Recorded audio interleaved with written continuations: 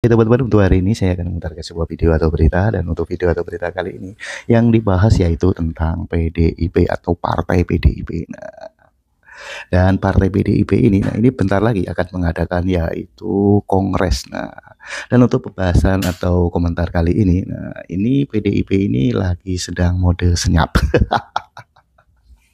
Oke teman-teman, supaya teman-teman tidak penasaran dengan isi videonya, dan untuk video kali ini dibahas dan komentari seperti biasa oleh teman kreator kita yaitu Opung Parbelak. Nah, oke teman-teman, mari kita langsung aja kita tonton videonya. Oke, kita langsung aja gas. Kalian sadar nggak kenapa belakangan ini PDIP sedang mode senyap? Kalau di HP kita mode pesawat.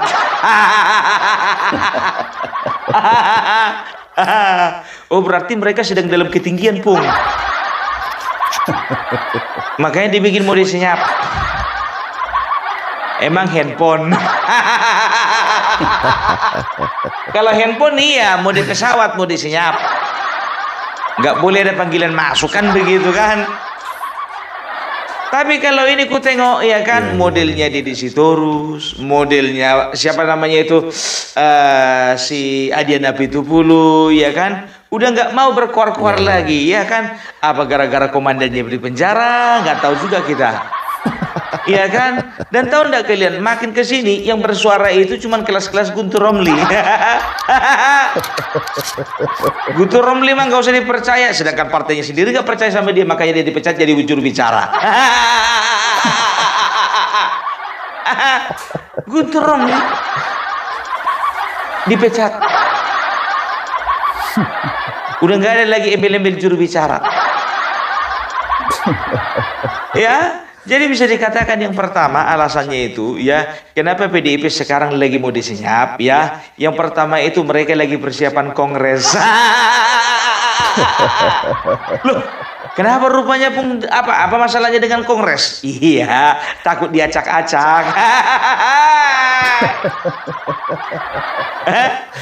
Sekarang teman-temanku yang di PDIP, jujur aja lo aku bilang ya, kalaupun ada yang mau ngacak-ngacak, itu bukan di luar partai, di dalam partai kalian sendiri. Kok bisa gitu, Bung? Bisa. Kayak nggak tahu aja, kita udah rahasia umum itu. Ya, jadi kalau bisa dibilang ya udah kehilangan taring ini, ya kan? Kalau siapa namanya Deddy Sitorus sama Adiana Pitupulu, kenapa bilang komandannya di dalam penjara? Ya kan begitu kan? Jadi mau dibilang pun juga, udah gak ada gunanya, udah di penjara. Paling yang muncul ke permukaan cuma si Ronita Lapesi. Kan begitu kan? Nah ya, ini kalau Opung nilai, kalau ku nilai, yang pertama itu mereka mode senyap karena mereka sedang persiapan Kongres, kan begitu ya. Nah sekarang di dalam sendiri kita udah tahu lah, udah rahasia umum lah, kalau di PDIP itu terbagi-bagi faksinya, kan begitu. Bilang sama kalian, kenapa PDIP belum pecah? Karena Megawati masih menjadi ketua umum. Jadi jangan percaya kalian dengan Megawati ketika dia katakan bahwasanya yang menjadi ketua, ya, yang mendorong untuk menjadi ketua umum itu adalah keinginan rakyat. Bukan, karena tahu ketika dia tidak lagi menjadi ketua umum, maka di situ adalah awal dari kehancuran PDIP. Dibilanglah rakyat masih kepingin Megawati jadi ketua umum. Rakyat yang mana? Nggak usah lah Bu, minjam-minjam kata rakyat lagi.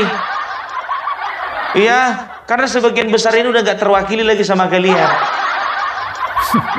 Nggak malu Ibu minjam-minjam kata rakyat. Waktu 10 tahun kemarin senang-senang, lupa sama rakyat. Tiba kalian lagi kesusahan sekarang, ingat sama rakyat. Teriak-teriak atas nama rakyat. Jerit-jerit minta tolong sama rakyat.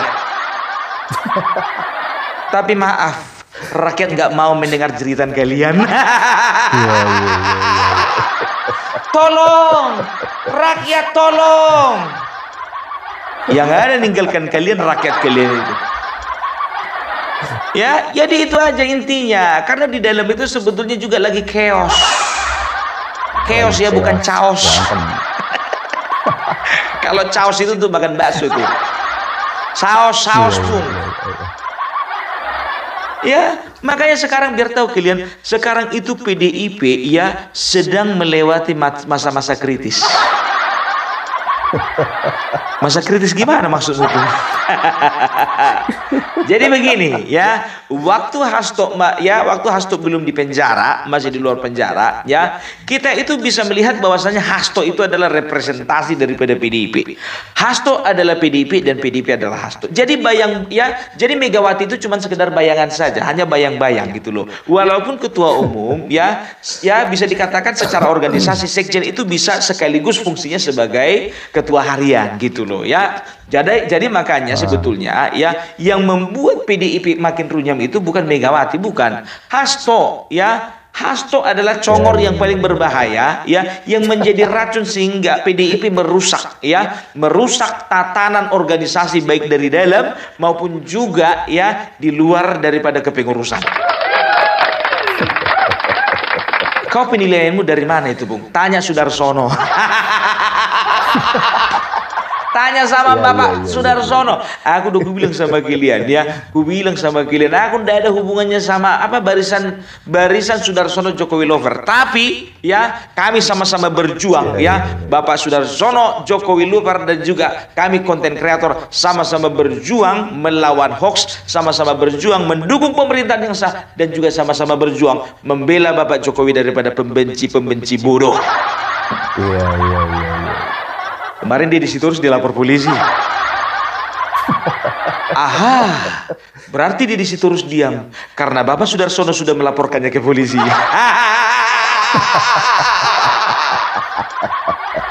Sepowerful itu kah BSJL? Jangan sanksikan kekuatan ketika rakyat bergerak bersama-sama. Iya. Biar ku bantu dari sini ya Pak di Sudarsono ya. Hidup BSJL. Hidup BSJL. Aku cuma sekedar membantu. Kenapa enggak? Ya kalau kita berjuang bersama dengan rakyat, bergerak bersama dengan rakyat, maka ya apa yang kita cita-citakan itu akan tercapai. Gitu. Dibayar berapa, Bung? Ku bilang sama kalian ya, sampai sekarang pun juga Bapak Sudarsono nggak pernah transfer sama aku. Ya, kali-kali ngomong dibayar berapa, Bung? Ngomong sama tentang Bapak Jokowi dibayar berapa, Bung? Bicara tentang TNI dibayar berapa, Bung? Jangan kalian dengarkan kata-kata si Ernest itu yang mengatakan bahwasanya kami itu lagi menunggu-nunggu transferan.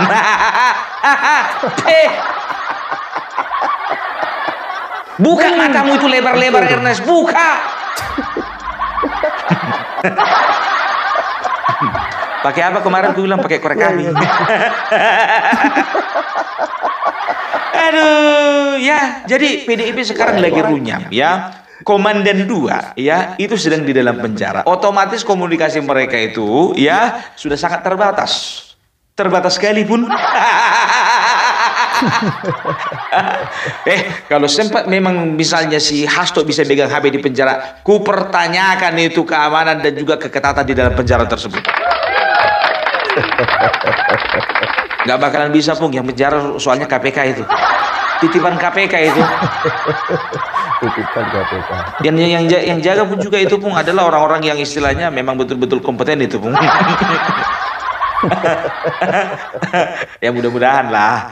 Tahu lah kita. Maksudmu gimana, Bung? Ya tahu lah ya. Jangan sempat Gayus Tambunan terulang lagi. Di penjara rupanya lagi nonton tenis dia.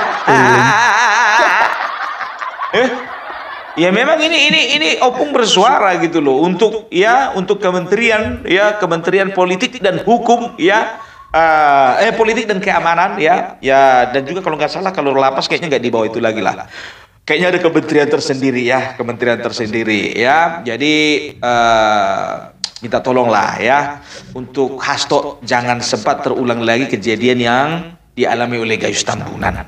Karena kami takut nanti ada apa-apa sama Harun Masiku.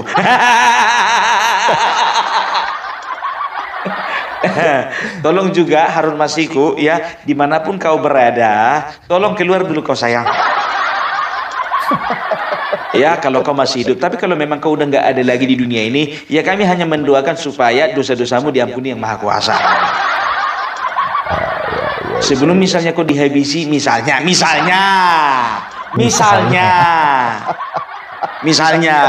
sebelum kau dihabisi masih sempat kau minta ampun sama yang kuasa.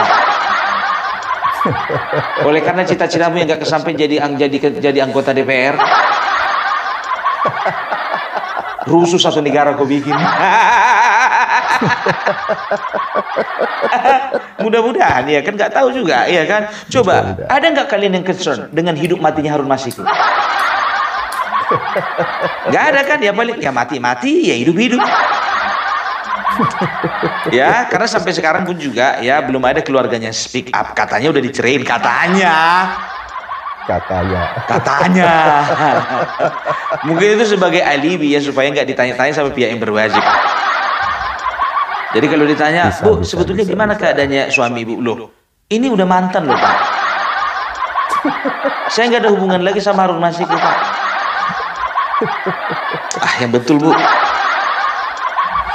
Serius lah Bu. Mau sama saya? Ya sampai sekarang coba kejelasannya Harun Masiku sampai sekarang belum tahu kita. Iya. Ya kan, kalau aku sih kalau terserah ya. Kalau Mas Yudi Purnomo mengatakan bahwasanya insting dia Harun Masiku masih hidup. Kalau aku sih sebetulnya mau hidup mau enggak juga udah nggak peduli lagi aku. Udah masuk penjara si Asto. Ya kalau aku sih kayaknya 50-50 lah, mau hidup ya hidup, mau mati ya mati. Nggak ada aku tengok peri kemanusiaanmu. Ya kita kan harus memanusiakan yang manusia. Emang si Asto manusia kalian pikir? Aku nanya, ya jawab kalau manusia bilang. Aku nanya gitu loh, dengan mulutnya yang memfitnah, memframing, mengata-ngatai pemerintah, ya mengata-ngatai Bapak Jokowi, keluarganya, apa itu manusia? Manusia itu diciptakan dengan akal dan pikiran. Akal dan pikirannya itu letaknya di sini, bukan di belakang bokong.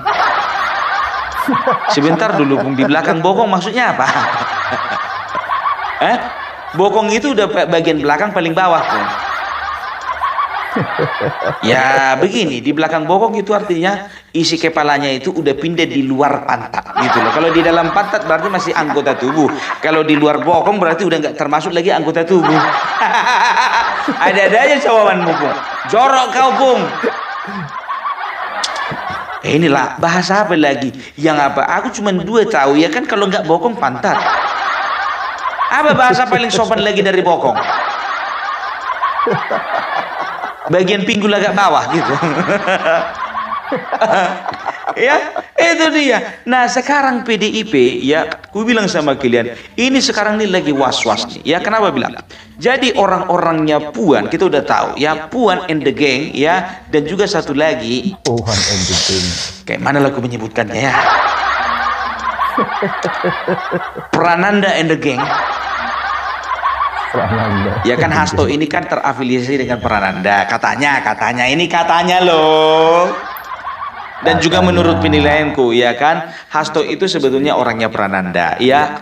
Dan seperti siapa namanya itu, Deddy Sitorus, setelah itu Adiana Pitupulu, setelah itu ada Guntur Romli, setelah itu ada Aryo Seno ya, dan juga the gang ya. Itu sekarang ini ya, mereka itu sedang bertanding ya dengan barisannya Puan. Kenapa? Ya, untuk memperebutkan posisi yang terpenting dari partai PDIP.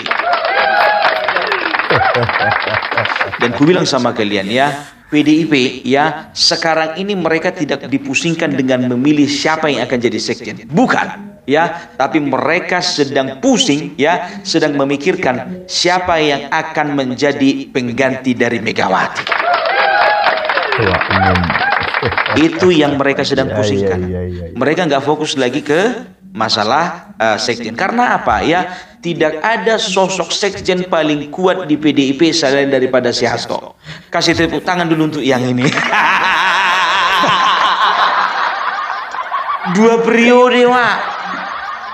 2 periode. Cahyokumolo setelah itu, kalau nggak salah si Pramono Anung pernah juga jadi sekjen ya 1 periode ya. Coba ini yang paling kuat ya. Biasanya kalau sudah 2 periode itu biasanya betah, terlanjur betah.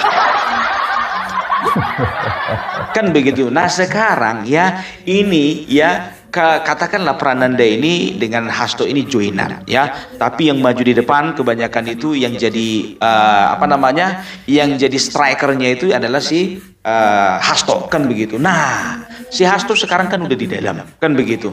Bisa jadi yang namanya yang tadi kusebutkan satu-satu, yang namanya Adian, yang namanya Deddy Sitorus, namanya Guntur Romli, dan juga ada di belakang-belakangnya. Aku nggak bisa sebutkan satu persatu. Karena apa? Ya, karena ini menyangkut gimana lah mau ku bilang, agak susah aku menyebutkannya. Pokoknya gini, aku nanti takutnya dibilang hoax gitu aja lah. Sebetulnya udah tahu aku siapa-siapa daftarnya orang di sebelah kiri, siapa-siapa aja di daftar sebelah kanan. Ya, jadi ya sosok sekjen yang kuat ini di dalam PDIP ini udah gak ada lagi. Jadi bisa dikatakan ya Prananda, Hasto and the gang ya ini sedang waspada dengan apa saja langkah-langkah politik yang akan diambil oleh Puan Maharani beserta barisannya. Iya. Siapa aja rupanya Bang barisannya Puan Maharani pun? Yang terkenal aja lah gue bilang ya. Ya udah pasti Bambang Pacul. Setelah itu Mas Putut. Setelah itu ada lagi siapa ya? Aduh, lupa aku, orangnya agak muda itu. Agak muda karena memang yang paling muda nggak ada orangnya. Agak muda. Sok tahu kau Pung, sok tahu kau. Terserah kalian, mau kalian bilang aku sok tahu, mau kalian bilang aku bohong, mau bilang kalian aku banyak cakap, terserah. Ya, perhatikan kalian nanti kongres orang ini, perhatikan ya. Ada 2 kemungkinan. Kalau nggak ribut, ya senyap. Karena apa? Ya, karena fokus orang ini tidak mencari sekjen lagi ya. Karena fokus orang ini siapa yang akan menggantikan Megawati ke depannya. Ya biasa itu diambil langkah politik sekarang kan, efeknya nanti bisa 2, 3 sampai 5 tahun ke depan. Iya. Itu aja ya kan, karena apa? Hanya 2 pilihan untuk menjadi ketua umum. Kalau nggak Prananda ya Puan. Kalau nggak Prananda ya Puan. Puan mau jadi sekjen atau Prananda jadi sekjen? Ku bilang sama kalian nggak akan mungkin dua-duanya jadi sekjen.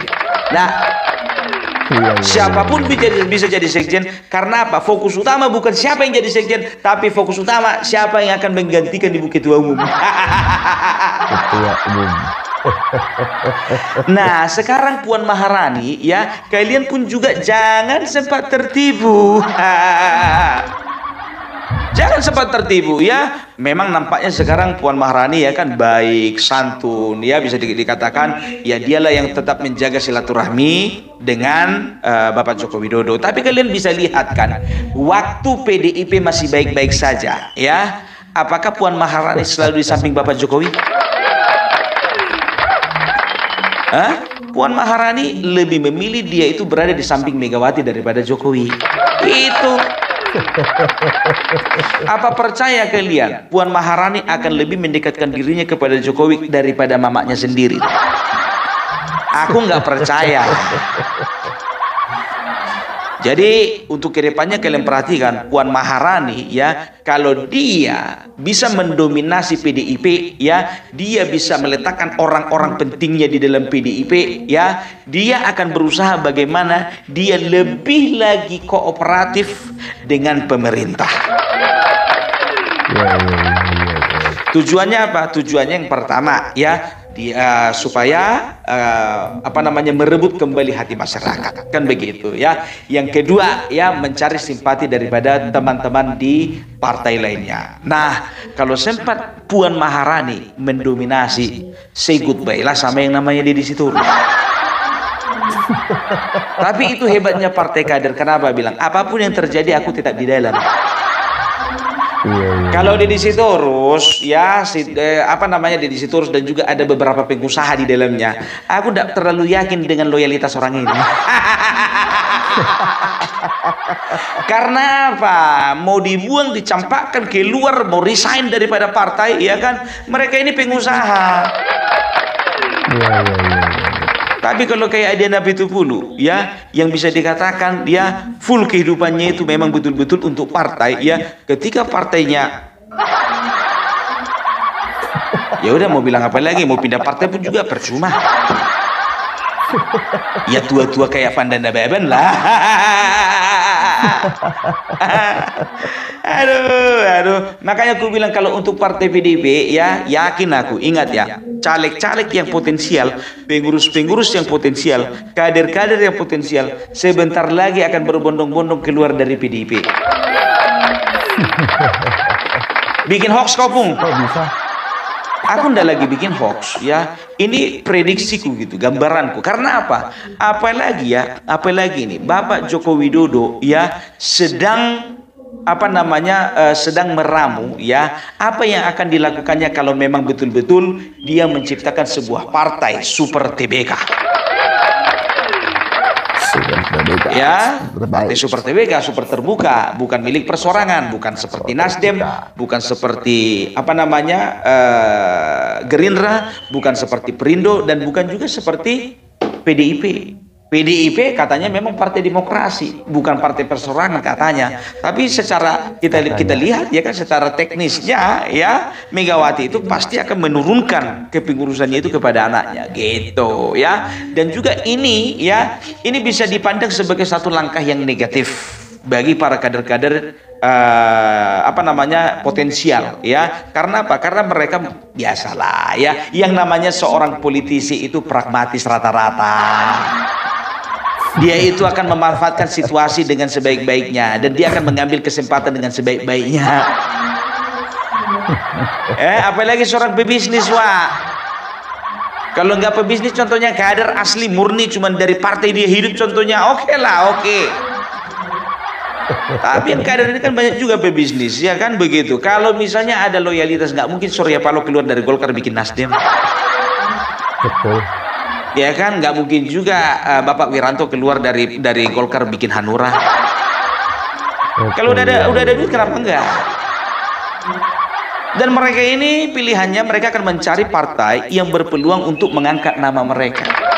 Ingat, aku bilang sama kalian ya, banyak kader PDIP yang jadi anggota legislatif dan mungkin juga ya jadi kepala daerah. Itu sebetulnya mereka itu berhutang budi dengan Bapak Joko Widodo. Dari mana jalannya? Kau jangan sembarangan ngomong, Kopung. Sekarang begini ya, banyak caleg-caleg itu yang sudah terbantu karena apa? Karena image-nya Bapak Joko Widodo ya 2014 2019 ya itu memiliki image positif ya, sehingga apa? Orang melihat bahwasanya setiap kader-kader yang ada ya, setiap kader-kader anggota legislatif dan juga mungkin calon kepala daerah ya, mereka itu menggunakan nama Joko Widodo ya untuk mempromosikan mereka. Jadi sering sekali makanya foto mereka di kanan, foto Joko Widodo di sebelah kiri. Bahkan lebih sering foto Joko Widodo nempel daripada foto ketua umum. Betul, iya. Itu dia ya. Jadi apalagi Bapak Joko Widodo kalau sempat bikin partai, mau pindah orang itu satu-satu. Kan begitu. Nah, biar tahu kalian, ini jujur aja aku bilang ya, kalau misalnya Bapak Joko Widodo membuat sebuah partai baru, itu PDIP kolamnya kosong. Kolamnya kosong. Gitu loh. Yakinlah kalian. Pung, kau ngomong dari mana, Pung? Aku banyak cerita-cerita dengan mantan-mantan PDIP akar rumput ya.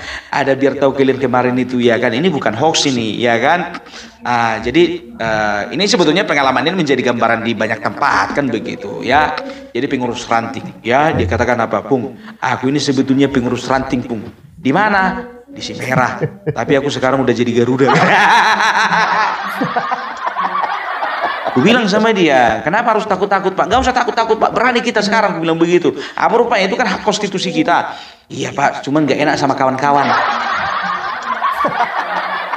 Pak, Bapak diranting, sedangkan Bapak Sudarsono Pak sebagai pengurus DPC. Nggak masalah tuh. Iya kan? Jadi banyak ya para pemilih dulu, pemilih-pemilih PDIP. Memilih PDIP karena Bapak Jokowi. Kelihatan kan? Ya, kelihatan kan 2024 PDIP kehilangan 18 kursi. Karena apa? Banyak masyarakat kecewa karena Bapak Jokowi dibuang dari PDIP. Ya, jadi itu dia. Jadi makanya aku bilang ya, kader-kader PDIP sekarang lagi senyap. Lagi ngerjakan PR. Banyak tugas. Oke? Ya, jadi itulah gambaran dari Opung Parbelak ya. Bisa dikatakan makanya mereka itu sekarang lagi linglung ini. Apalagi mereka ya ingat ya Bapak Joko Widodo bikin partai itu jangan kira-kira isapan jempol, bisa jadi itu jadi kenyataan. Jadi dia akan memusingkan PDIP karena apa? Mereka sebetulnya sadar bahwasanya di dalam PDIP itu masih ada loyalis-loyalis daripada Bapak Jokowi. Mereka sadar itu, tapi mereka katakan apa di luaran? Bagaimanapun juga PDIP tetap kokoh. Bagaimanapun juga PDIP tetap akan menang. Ada yang komentar di video Opung Parbelak apa dibilang, kalau misalnya PDIP menang nanti mau kau apa namanya? Kalau misalnya PDIP menang kau nanti gimana lah kau nanti? Ya kalau menang buktikan aja. Kan begitu kan? Ah itu dia ya. Jadi itu dulu dari Opung Parbelak. Salam NKRI harga mati.